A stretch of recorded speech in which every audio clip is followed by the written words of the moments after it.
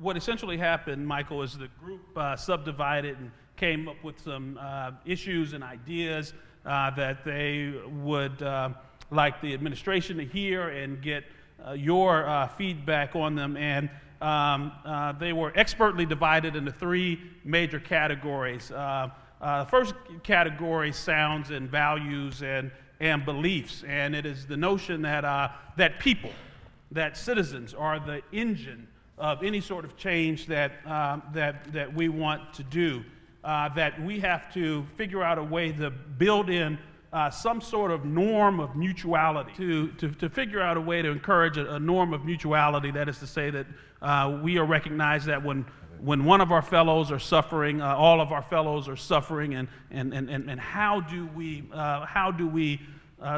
do that? The second major category had to do with mechanisms. So once you get people engaged and develop these norms of mutuality, what are the various mechanisms to revitalize cities? And we had some wonderful ideas under mechanisms. We had an idea, let's see, Domestic Millennial Challenge Corporation, so like an endowed charity that does work in communities. Ideas about something like a Marshall Plan for our cities, that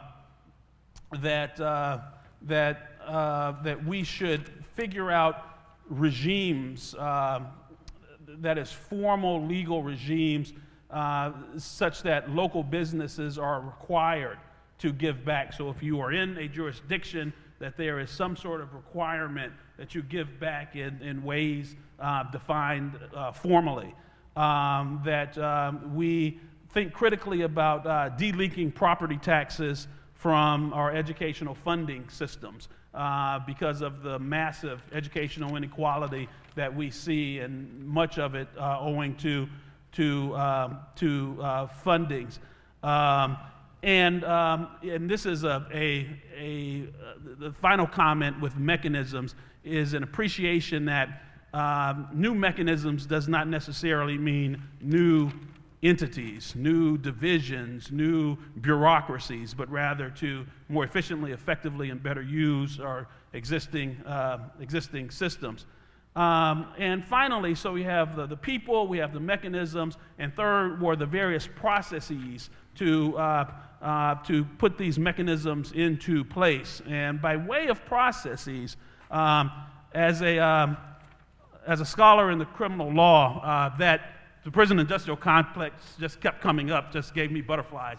So the prison system, the prison industrial complex, to rethink the ways in which we are warehousing citizens and the economic impact of that, both real time and once our fellow citizens are coming back into communities after having served their time, what makes sense? And some of the ideas that came from there was that it's, as an economic matter, it's cheaper to try to deal with these problems on the front end as opposed to the back end. Significant talk about jobs creation as is currently all over the country, but that we need to think critically and programmatically about how to bring jobs into local communities.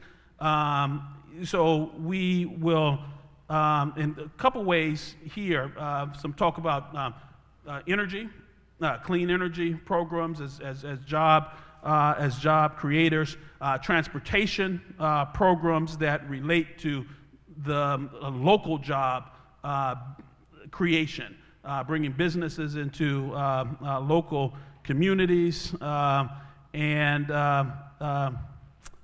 city corps, locally focused. So one theme that emerges here is that a very specific and localized look into job creation, almost at the community level, but very, very local.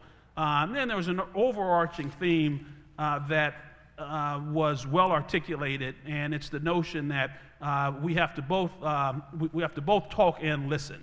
That powerful ideas are upwardly aggregative, and that we should not insist on a model of downwardly disaggregative talking and thinking and so forth, but rather to listen, bring communities into the conversation, and work collectively in order to solve what are mutual problems. So I didn't quite probably do justice to what the two Jims did. We had two leaders who summarized the conversation, but I hope at least at 30,000 feet, this gives you an idea of what the group talked about this morning, and we certainly like to hear your feedback on those specific items, as well as general comments, and then hopefully we can dialogue. Now, if you would have told me that there would have been a former secretary in the audience, I would have been a little more scared in what I may be saying. Good to see you, Rod, and obviously it's good to see a lot of our friends. Anna has always been a continual friend and ally, and this can become a very lonely industry to be in.